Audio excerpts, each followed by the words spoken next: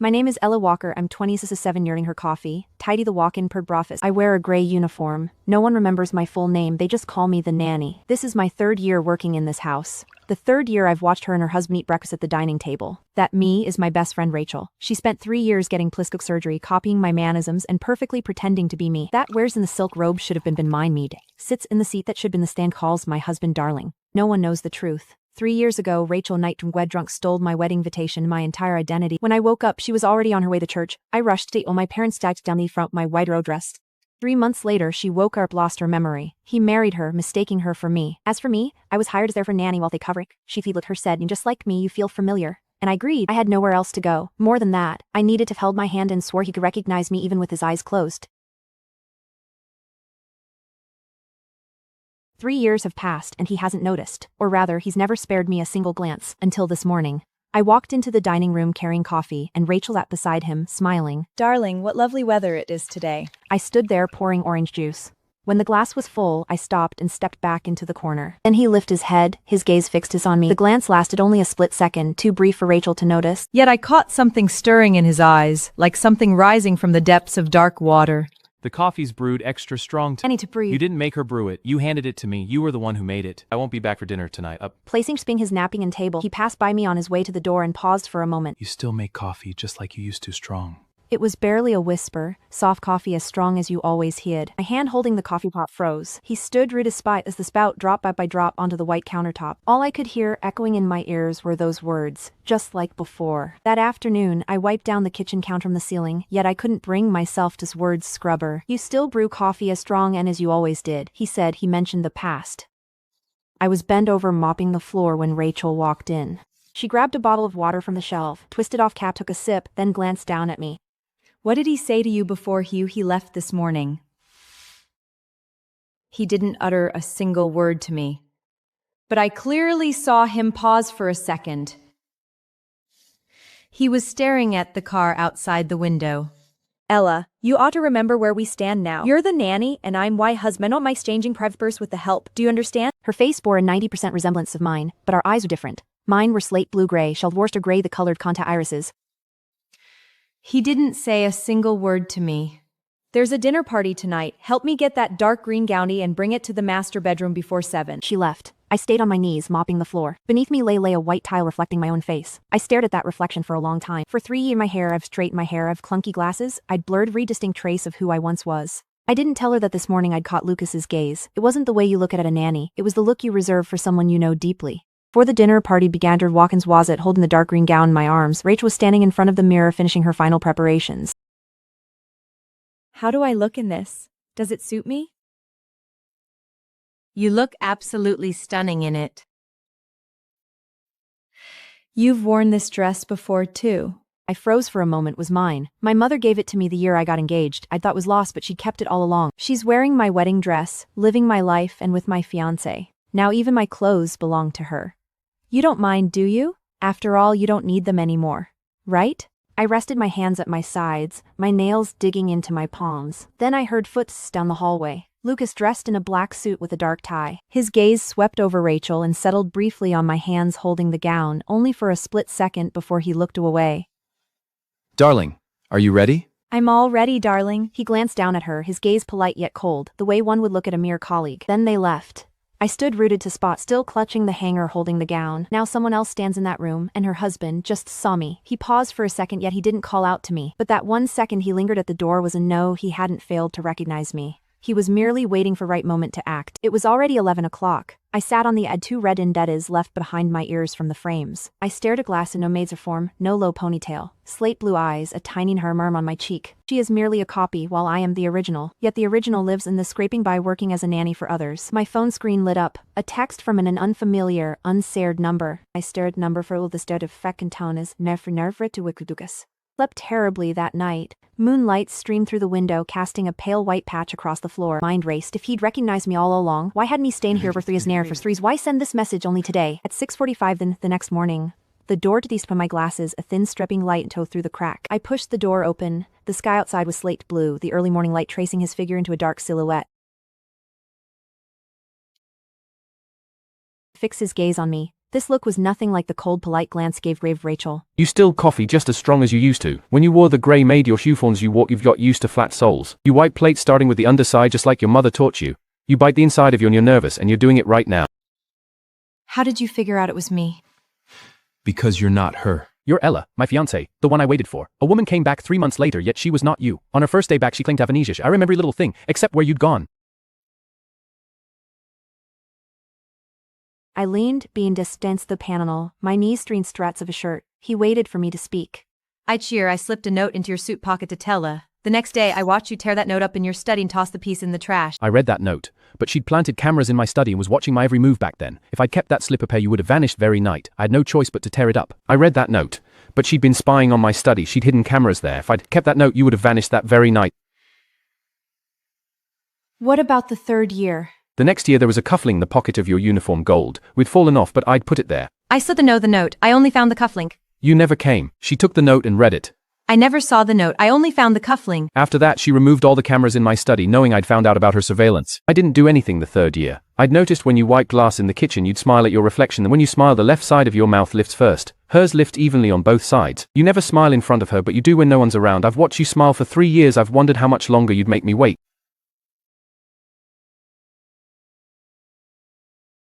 Sank into the armchair by Pierre's study. I sat across from me, old wrapped in desk table knees freshly pulled out by him. What is this?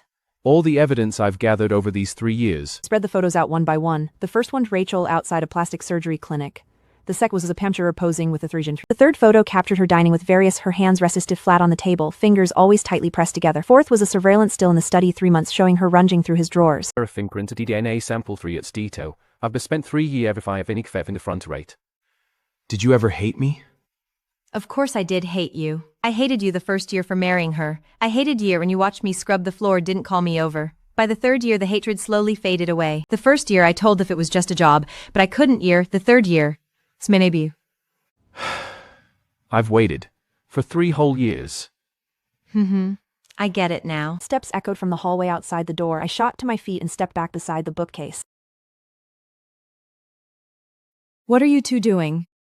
I'm looking for an old document. The maids helped me sort out the bookcase. Have you found it yet? I've found it. You may leave now.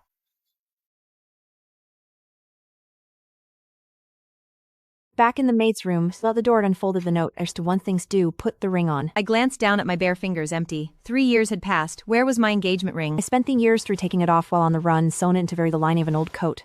It was that old wool coat, a neat fine stitcher along the cuffs, and my fingertip brushed something hard. The white gold ring slipped into my palm, cold, though inkingly familiar.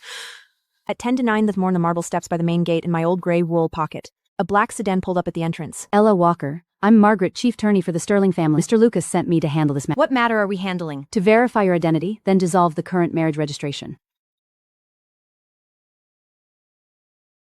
Your parents reported you missing 3 years ago. The case 3 months later came Foster posing as you, claiming amnesia, and the day she married ready fiancé for your original show with ID card that she skeets marriage fraud. We have sufficient to file a lawsuit against her. Do you wish to press charges? I stared at the document's sills that I could barely follow, yet my gaze fell on the signature blots on the last page. He said, I'll be the one to decide? He sent a message? He asked me to call a message to you, second watched you leave from the 3 years just end today. Winning a nest you get in their treadies thing. I slipped my hand into my pocket and touched the cold ring. Then I pulled it out and slipped it onto my ring finger. It fit perfectly, neither too tight nor loose. Tell him, I'm ready.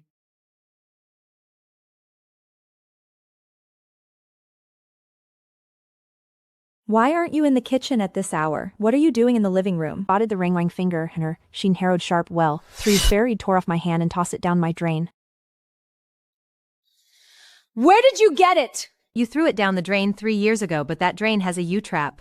The property maintenance workers fished it out the next morning. Who fished it out? A girl in a gray sweater. She knelt under the sink and stuck her fingers into the U-trap. It was her engagement ring. I stared at her, watching the self-assured smile of Mrs. Sterling slowly fade from her face. What good is getting the ring back do you anyway? I don't need to do anything. Genuine identity information for marriage registration. You use MAMES. Your marriage to Lucas Sterling has been void from the very She flipped to the last page and saw Lucas's signature, already there. Then she lifted her gaze past my shoulder. I turned around and there's Lucas in the living room doorway. Nars glanceratai. 3 years ago on the wedding day I'd watched her get second security. I also saw you walk inside, but I didn't go down. Afterwards I spent 3 months searching for her. When I finally found her she was already working as your nanny. You kept her right beside me, never knowing she was my fiancée. You've been waiting all this time? 3 years I waited for her to speak up and today she finally did. Now it's your turn. Will you leave on your own or should I call security? Rachel stood in the middle of the living room, blight or not cry. She merely stares like a mine suddenly unplugged from its power source.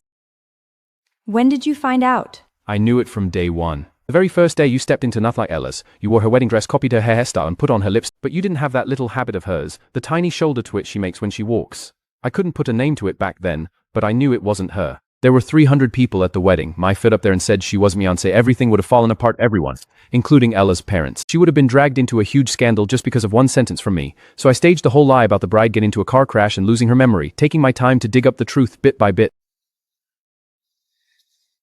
You knew all along? Night you got me drunk, bought a plastic surgery appointment slip in your suitcase. That's when I knew Ruth. I chew all the way to the church gates, only to be stopped by Why didn't you tell me? Would you have let me marry him?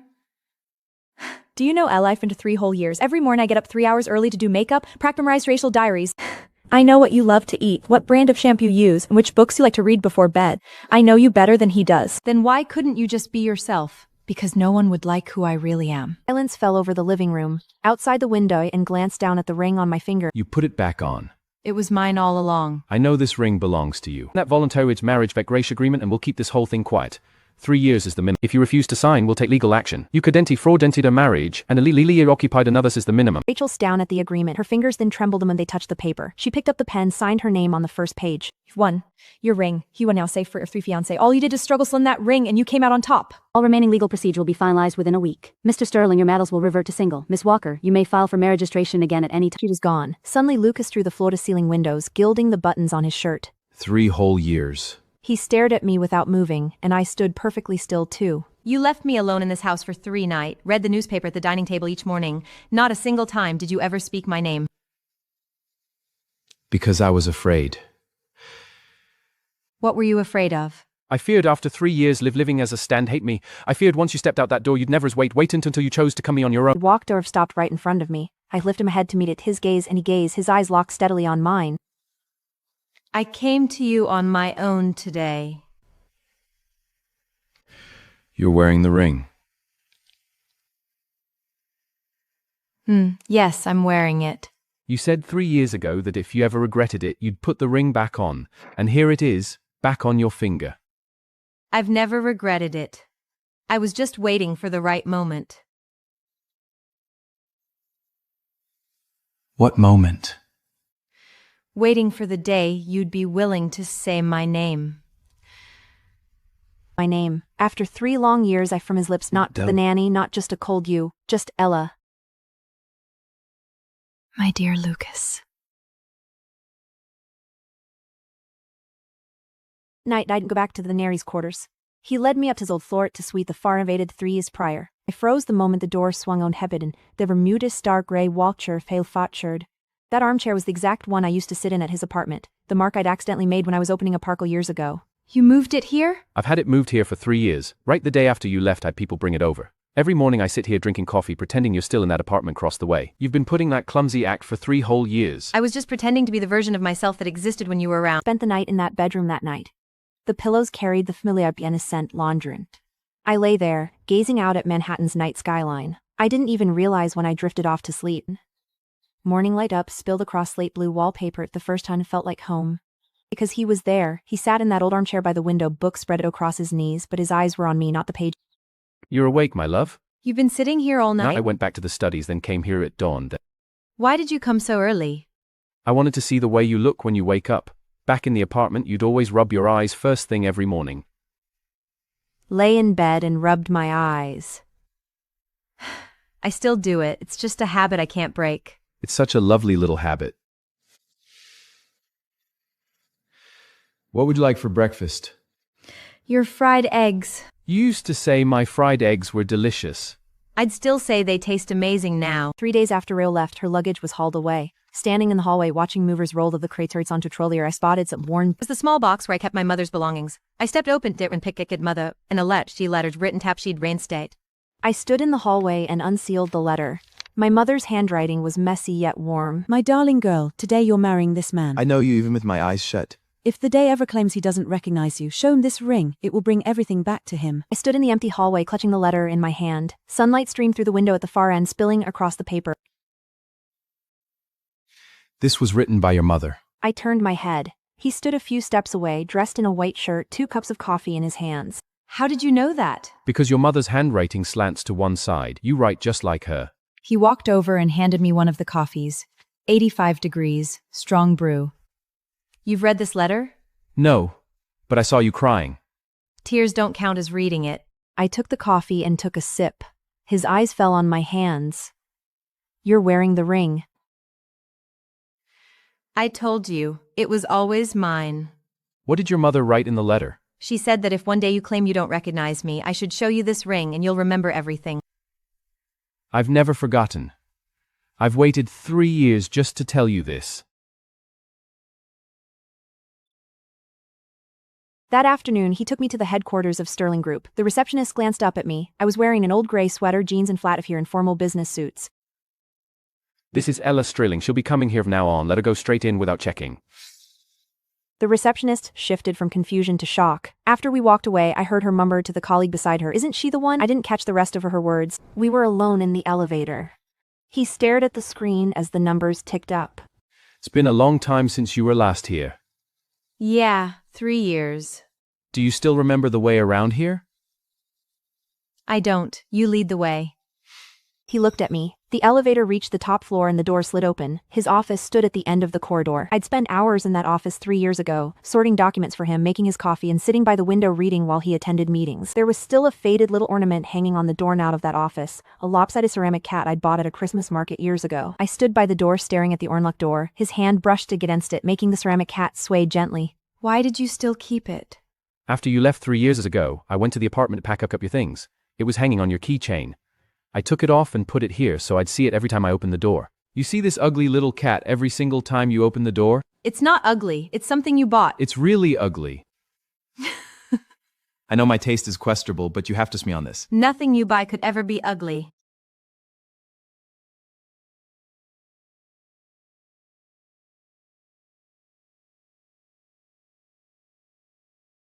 We stayed in his office until evening. The lights started flickering on in the Manhattans outside the window. I sat on the sofa by the window. It was same model as the old one from his old office. He sat behind in his desk sorting through papers, just like it had been 3 years ago. Got any plans tonight? Nothing planned. Then come somewhere with me. Where are you taking me? Come to the church with me. It was that church, the one I couldn't bring myself to step into 3 years ago. Stone walls, a towering steeple, and wide, lengthy steps leading up the entrance. I stood at barring at the heavy oak doors shut tight. The iron handles glinted dimly in the twilight. Why did you bring me here? 3 years ago, you stood right here and were stopped by security. You were wearing a white dress back then, not a wedding gown. You'd planned to change into one after the ceremony. You hated wedding dresses, said they were far too heavy, so you wore a white dress tied with a blue ribbon around your waist. When the security guard stopped, you were clutching a bouquet of white flowers in your hand. You set the flowers down on the steps and turned away. You saw everything? I was watching from the window on the second floor, saw every single bit of it. When you turned and left, the bouquet was still lying on the steps. I went back the next morning to pick it up. Today I want you to walk through this door, not as anyone else.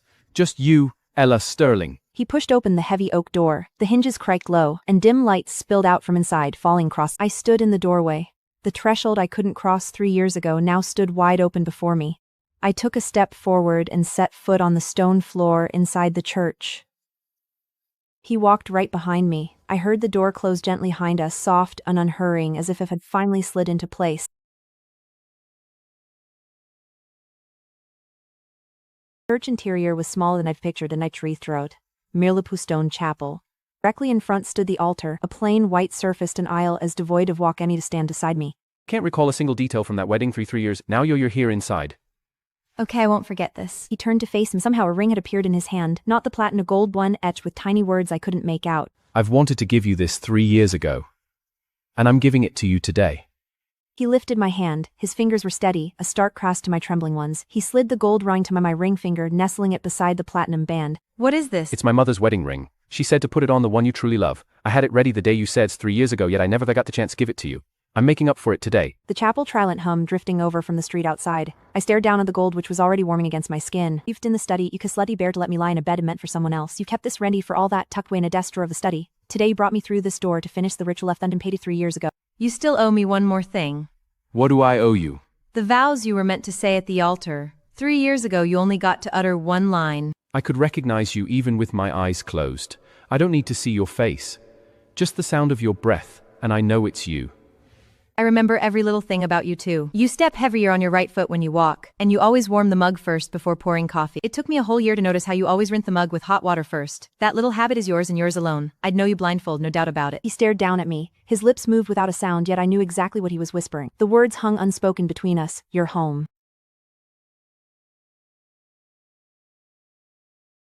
Night had fully fallen by the time we stepped out of the church. I glanced down at the 2 rings on my finger, the old platinum band and the new gold one. The letter from your mother said if one day he claimed not to know me, I should show him this ring. He saw it, and he answered me with another ring of his own. Do you think your mother would be happy to see this? Before she left, she told me to find someone who'd wait for me. You've waited 3 whole years, I think she'd be glad. He reached out and laced his fingers tightly through mine. Where are you living now? I've been staying in the maid's room. Are you still staying there tonight? Where do you want me to stay instead? The master bedroom, the one with slate blue wallpaper. That room was always meant for me. After 3 long years, I finally get to stay there.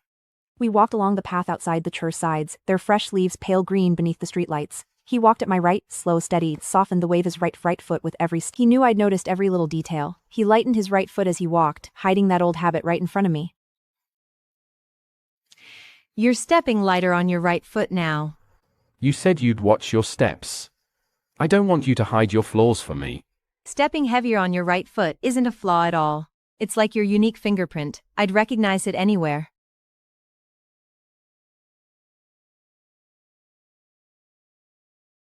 I woke up in the master bedroom the next morning, sunlight filters say blue wallpaper and soft curtains, spilling gentle beside the beds to pale gold light across and a note. I headed downstairs wearing his bigger than what he wore now, even after rolls length of 3 times still hung too long. He stood the stove neatly tied around his waist. The coffee pot had finished brewing. Next to the paper laid up with slip me. His back caught him murmuring his word pretty. I sat across from him at breakfast. The fried eggs were sunny side up with crispy edges and the coffee was brewed to 85 degrees. Everything was exactly the same as those mornings 3 years ago. The only difference was that I no longer had to slip off to the corner to pour orange juice. I just sat across from him at the dining table, just like I did 3 years ago. What's the plan for today? I've got a meeting at the company this noon. In the afternoon, once you're back, we'll head over to your place. Are we going to my house? Your parents' house. Do they know about us? I told them yesterday. Your mom cried. Your dad said. At last that ring's on her finger. My hand holding the coffee mug froze for a split second. My father already knew? He knew it wasn't you 3 years ago. He was the first one to call and ask me about it. He said that girl's walk was all wrong. You stepped Rachel leads with her left. I knew something was off the moment I walked into the church site right then. He'd been waiting all along together with your mother. My father remembers I always step out with my right foot first. My mother knows I like reading the same book before bed.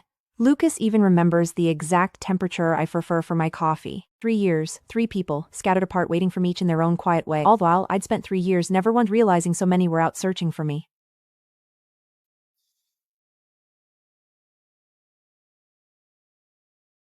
I had lunch and Lucas and the sandwiches in the cafeteria were far too dry. I hadn't switched the bread today. Chris to the drive. When did you tell them to change it? Last week. I told them to get it ready the very first time you walked into my office. I've been waiting to hear if this bread tastes better than the old one. What if I never said it? I would have asked you myself, how's the sandwich today? You'd say it's delicious, and then I'd tell you I specially had them change the bread. You even planned out the whole conversation in advance. Yeah, I've mapped out tons of conversations. I've written down 37 of them over these 3 years. Take the shampoo you're using now, for example. It's cheaper than the one you had 3 years ago. I know you switched brands because you didn't earn much working as a maid. I had someone put a new bottle of shampoo in your bathroom, the exact you used 3 years ago. Used it for 3 days without asking a single question. I thought you would bring it up. I saw it. I thought Rachel bought it, but she never did. I bought it myself. Did you put it there?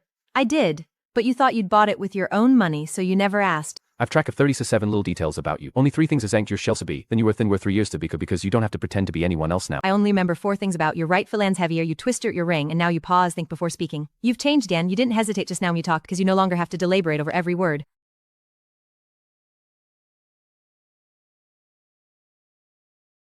That afternoon I to my parents' place. Their home was on the floor of an old brownstone brook. Stairs I deep-lined for walking. The door swung open. Mom stood there with flour dusted on her apron. She wiped her hands on the fabric, then reached out and brushed her fingers across my cheek. You've lost weight, daughter? I threw my arms around her. Flour from her apron dusted my shirt just like it used when she'd bake cakes with me in the kitchen 3 years ago. My father walked out from the living room and stood at the end of the hallway. He didn't come over. He just stood there staring at me. You still step out with your right foot first when you walk.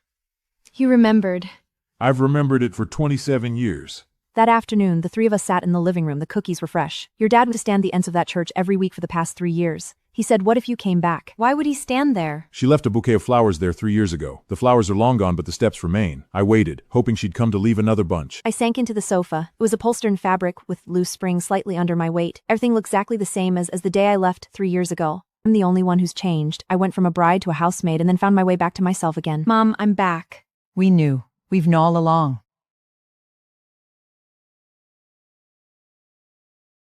We had dinner at my parents' house. Mom made roast chicken, mashed potato, red wine. He'd daked beside me, his cuffs rolled halfway up his forearms, passing plates to my mom with effortless ease. When did you learn how to cook?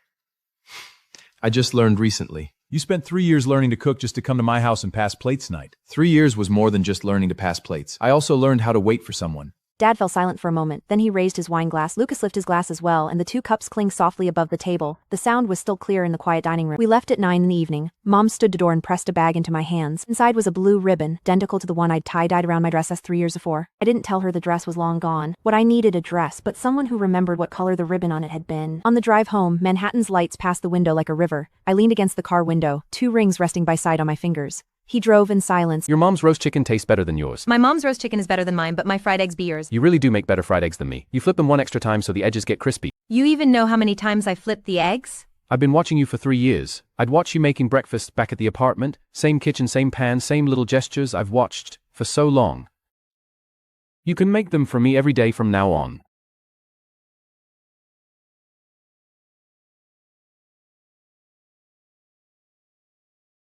The news of my identity reinstatement was made public by the media. The public relations team of Sterling Group, the Reist Ella Stirring, the real Ella Walker has resigned her legal identity. The entity impostor has voluntarily signed an agreement and left the Sterling family. On the day the statement was released, my phone kept ringing non-stop. Friends, all the people I've lost touch with during my 3 years of disappearance sent me messages one after another.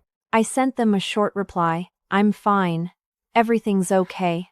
Later that same day, Mom forwarded a text to me, an unread message Rachel had sent, timed read at 12 in the morning on my wedding. I'm sorry, but only by wearing your wedding dress could I live your life. Yours was such perfect life, too perfect for me to resist craving it. I sat on the sofa staring at that message for a long time. Lucas walked over and glanced down at my phone screen.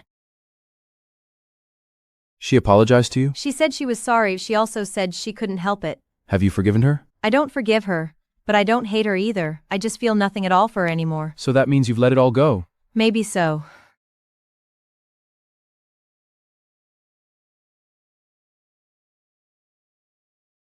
On the 5th day after moving back into the bedroom, I found something tucked in the corner of the wardrobe. It was white dress tied at the waist with a washed-out Lear's ribbon. I remembered leaving that dress on the steps outside the church. I had no idea how it ended up in my wardrobe. Lucas pushed the door open and saw me holding the dress. He halted mid-step. I went to pick it up. After you left that day, I went downstairs. Only this dress and bouquet were left on the steps. I took the flowers with me and had someone store the dress in your closet. I hoped one day you'd come back to wear it. I clutched the fabric of the dress. It was cotton, washed countless times with frayed edges. Yet the blue ribbon remained, identical to the one Mom had sent me earlier that day. You kept my dress from 3 years ago, stored it in the closet meant for me. Every single day you were waiting for me to come back. Yes, every single day. I held the dress up against myself. Its size fit me just as well as it had 3 years ago. The shoulder lines perfect. It was as if those 3 years had left no mark on me at all. But I know I've changed. 3 years ago I was a bride whose identity was stolen. Now I'm someone who's reclaimed who I truly am.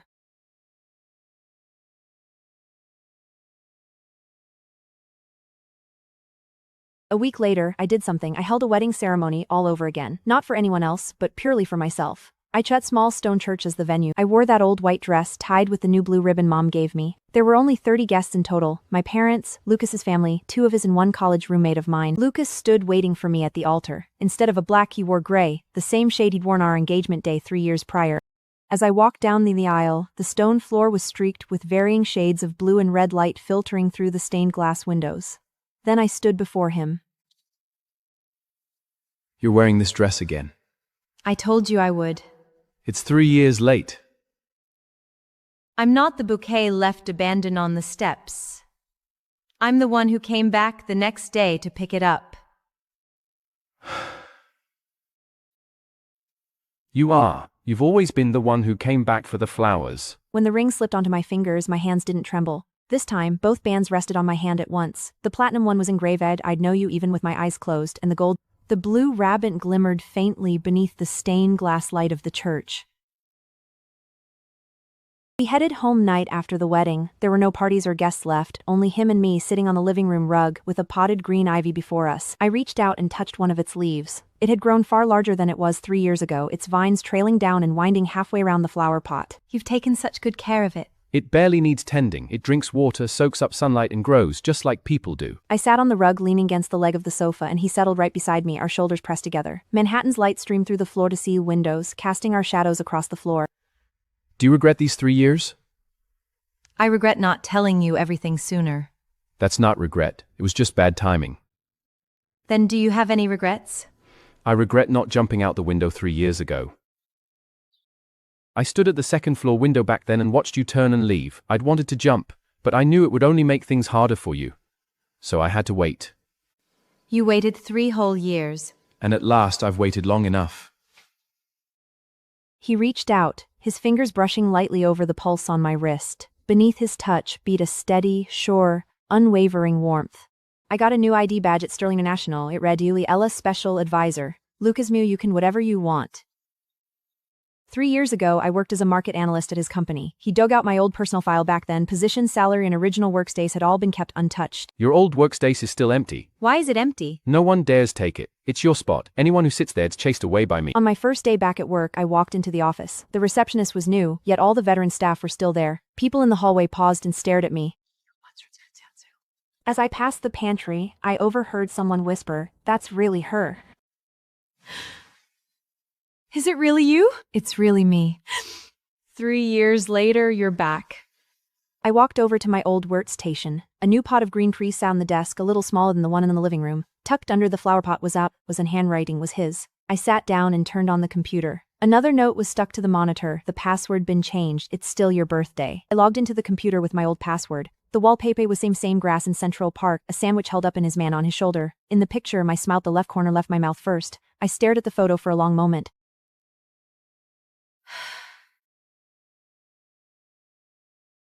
Second week, the company took on a new project. The opposing CEO was a 60-year-out-long silence during negotiations to build pressure. At our first meeting, he sat at the long conference table, stared at me for a very long time. Mrs. Sterling, I heard you vanished for 3 years. That's right. I'm back. What have you been doing these 3 years? I took up a few jobs that didn't pay much.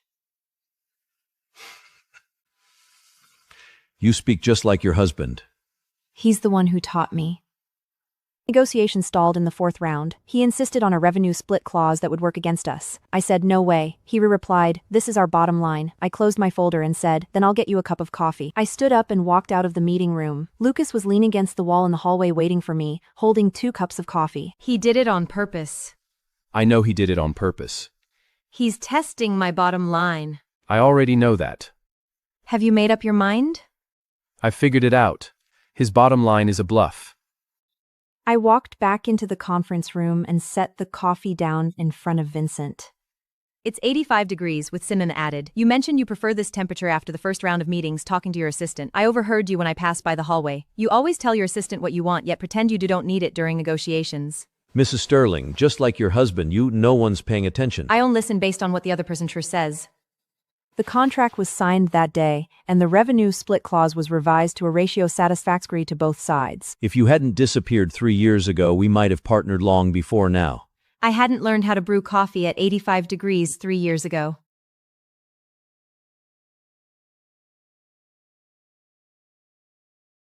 Over the weekend, Lucas took me to that church, not just to sit there for a while. The varnish on the pews was worn smooth and shiny, softened in the afternoon window, and he took a seat beside a glass. The church was empty save for an elderly woman in the front row, her head bowed in quiet prayer. What were you thinking back then when you stood at the second floor window watching me? I was thinking of how to send her away and bring you back. It took you 3 years to get rid of her. I didn't want this splashed across the headlines. I couldn't bear your parents seeing your name labeled as a victim in the news. That's why I took the slowest path possible. So slow that I almost lost sight of who I really am. But you never forgot. You still made that strong coffee, still tucked your hair behind your glasses, still snuck glances at the potters when mopping the floor. All this time you've been reminding me in your own way that you're still here. The elderly woman stood up and left, leaving only the two of us alone in the church. Light from the stained glass spilled over his dark hair like a thin layer of tinted frost. I reached out and brushed my fingers against his cuff. He closed his hand around mine, his grip steady and firm. One night when I got home from the office, I found a stack of photos laid out on the living room coffee table. They weren't the evidence Lucas had gathered. These were brand new. The photos were all of Rachel. She dressed in jeans and gray sweater, sat outside a cafe holding a cup of coffee. Her features no longer held the polished sharpness of plastic surgery, and her nose looked far more natural. She finally looked like herself. She'd had some of the filler removed and started living as her true self. Where did you get these photos? I hired someone to take them. I just needed to make sure she was safe. She's truly starting over. I won't have to worry about her coming after you ever again. She's not coming back. I know. But I needed to see it with my own eyes. Across from Rachel in the photo lay a book on the seat, its cover printed with the courage to start. I stared at the title for a long time. It was probably no accident that she'd picked this book. She chose that book. Maybe she's read it. She finally looks like a regular person. She's human all along. She just forgot how to be herself. You also lost yourself for 3 years, but you found your way back.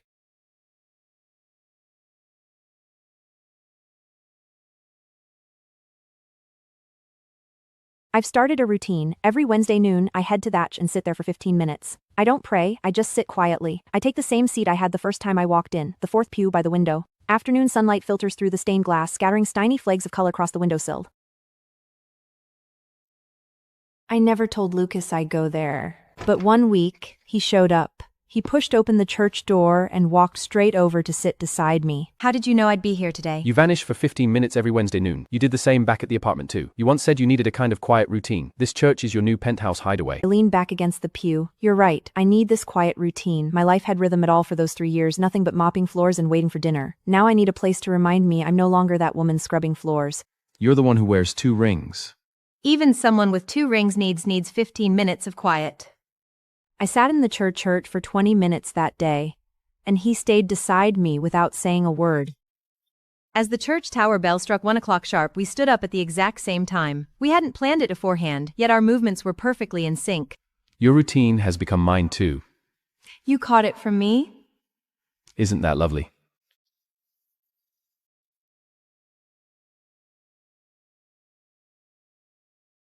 I did an internal talk at work. Nothing formal, just a sharing session with new employees about starting over. I stood on the plot and young faces below. There was that distinct blend of nervous anticipation in their eyes, typical of people fresh to the workplace.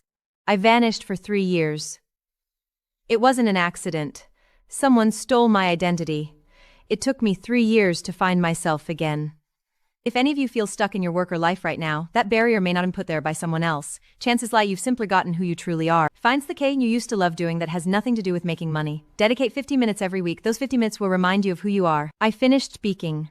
A round of applause broke out, and soon the crowd dispersed. I spotted Lucas standing by the door in the back row. He didn't clap. He just stared at me. His gaze was same one I'd seen in the church, as if saying, "You're back."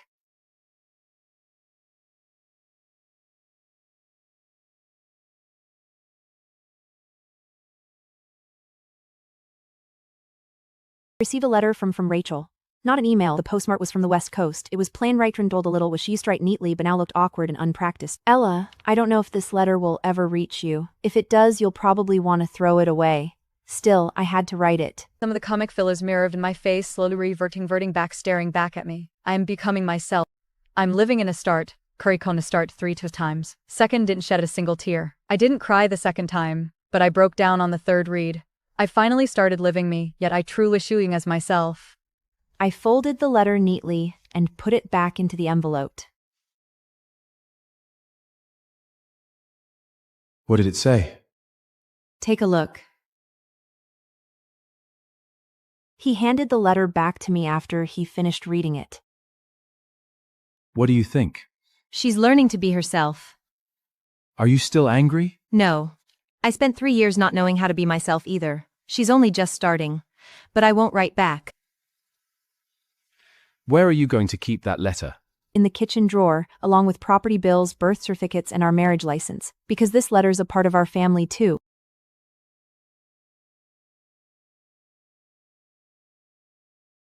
We held a memorial service at that church. It wasn't a wedding but a reunion. My parents sat in the first row, and Lucas was beside me. The ceremony was simple and I stood up to say a few words. 3 years ago, I left a bouquet of flowers on the steps of this church and walked away. Today I want to take those flowers back. I no longer need to leave them here, for I have finally stepped through this door. I walked to the entrance, bent down and laid a fresh bouquet of white flowers on the steps. Then I stood back up. I pushed the door open and stepped back into the church. I didn't glance back as I walked through the door this time, leaving the flowers resting on the steps. I went over to Lucas and sat down beside him. She put the flowers back there. She left them where they were meant to be. The bouquet sat on the steps all afternoon. Lucas picked it up in the evening.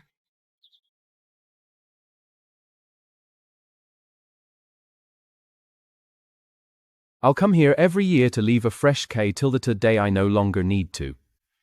When will that day come? When you no longer see these steps as a place for farewells.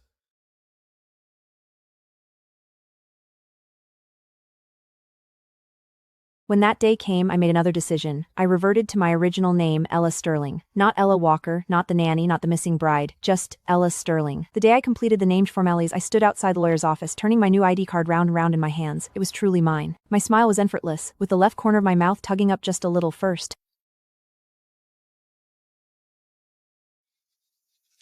The photo turned out really well.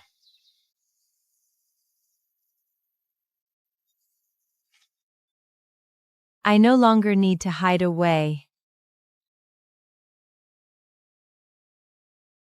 Take the new ID card and slip it into the inner pocket of his suit jacket.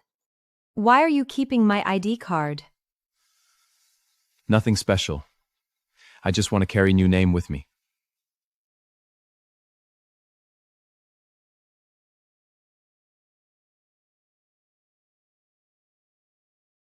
I started writing a manuscript, not an autobiography. I just wanted to write down everything that happened over the years in a neutral, unfiltered tone. It's diary style, never meant to be published. I named those passages Flowers on the Steps. The first excerpt recounts the wedding day 3 years ago. I stood at the bottom of the steps, staring up at the heavy door that seemed like it would never open. The security guard told me I didn't have an invitation. I told him I was the bride. He said the bride had already gone inside. I'd clutched the bouquet for so long its stems had warmed from the heat of my hands. I set the flowers down on the steps, then turned and left. The second passage takes place 3 years later. I stood before that door again 3 years on. This time it swung open and I went inside. I'd retrieved my old bouquet while fresh flowers still lay upon the steps. The third excerpt is set in the present. The steps and the door are still there. I'm no longer the girl waiting beneath the steps for the door to open. I've walked inside at last.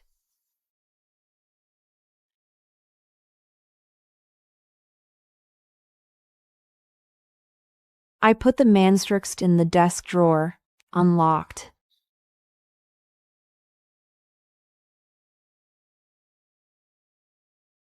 That summer, I got pregnant. When 2 lines showed up on the pregnancy test, I stood in the bathroom staring at myself in the mirror for a long time. I then walked out, laid the pregnancy test on the kitchen counter, right aside where he made his coffee every morning. He walked in and picked it up, staring at it for 5 full seconds. Honey, this is... I took the test 2 minutes ago. How long have you been standing there? I've been standing here for 3 minutes. You were waiting for me to say something? I was waiting for you to speak first. He set down the test stick and walked over to hold me. Flour dusted his apron, and I buried my face against his shoulder. The bedroom with slate blue wallpaper would probably be turned into a nursery. Wipe the flour off your apron before you hold me. No need. Flour's gonna get all over you from now on anyway. At 7 months pregnant, I traveled alone to the small town where Rachel lived. I didn't tell Lucas. I didn't want him to worry, yet there was something I had to do. The bookstore was tiny, tucked on a quiet street, wind chimes by the door tinkling as I pushed it open. Rachel stood behind the counter. She'd lost a little weight, her hair short, no more connecticut softening her features. When she spotted me, her fingers froze mid-brush against a book seam. You finally came. I came to buy a book. What book are you looking for? The Courage to Start. I want to read it through. I'm giving this to you. No, I'll pay for it. I've read this book 3 times. Just take it. Then I'll read it ×2. I picked up the book. As I turned to head for the door, she called out to me. Ella Walker. What's wrong? You look gorgeous in blue. I glanced down at my light gray sweater. Tied around my waist was a blue ribbon, the one my mother had given me, which I'd fastened there. A wind chime tinkled once I stepped outside, and I walked out into the sunlight. Lucas was waiting for me in the living room when I got home. He spotted the book in my hand but didn't ask a single question. He simply took my coat and hung it on the rack, then said, "Dinner's on the table." At dinner, I cut my steak while he sat across from me drinking water. I went to see her. I know you went to see her. How did you know? You had that ribbon your mother gave you tied around your waist when you left. You only wear it when going to meet someone important. You wore it to the wedding 3 years ago, and today you wore it to see her. I stared down at the ribbon around my waist. I brought it back. This blue ribbon? Myself. I've brought myself back.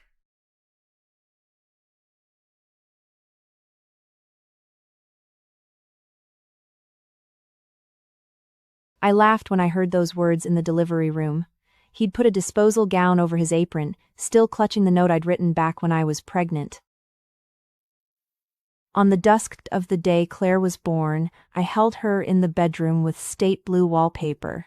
Lights were flickering on across Manhattan outside the window, tiny flecks of gold, white, and warm yellow blooming one after another amid the twilight. She has your mole on her eyelid. Will she need glasses later on? I don't know. But even if she does wear glasses someday, she'll still look beautiful. Just like you. He laid his hand over mine, our 2 rings pressed side by side. I held Claire in my arms, and the light side of the window wove into a quiet river flowing through the dusk.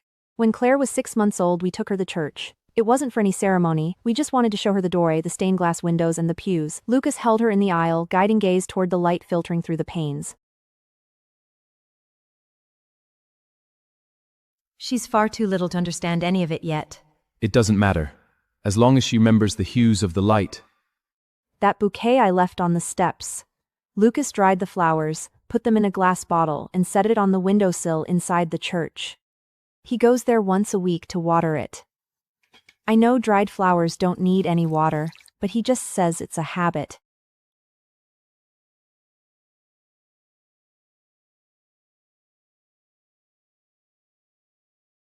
Today marks 4 years since I first into this church. I stood at the bottom of the steps, gazing up at the oak door left ajar. Lucas stood in the doorway holding Claire in his arms. The little girl clutched a white flower from the flower bed by the entrance. Its petals crumpled at the edges, wilted tight in her tiny fist.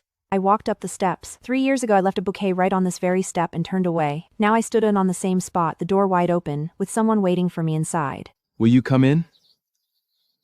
I stepped inside. I crossed the threshold, and Claire pressed the crumpled flower into my palm. 2 petals slipped off, drifting down onto the stone floor. Your little girl takes after you. She leaves flowers on the steps just like you used to. She only leaves scattered petals, not a whole bouquet. She'll learn, she's still so young. But she's just like you, she knows where the flowers ought to go. I stood inside the church, clutching the crumpled white flower in my hand. Light filtering through the stained glass draped over the 3 of us. I took a step forward, and our 2 rings glinted faintly in the glow. The petals on the steps were stirred a little way by the wind slipping through the crack of the door and came to rest just inside the threshold. They were in the church now.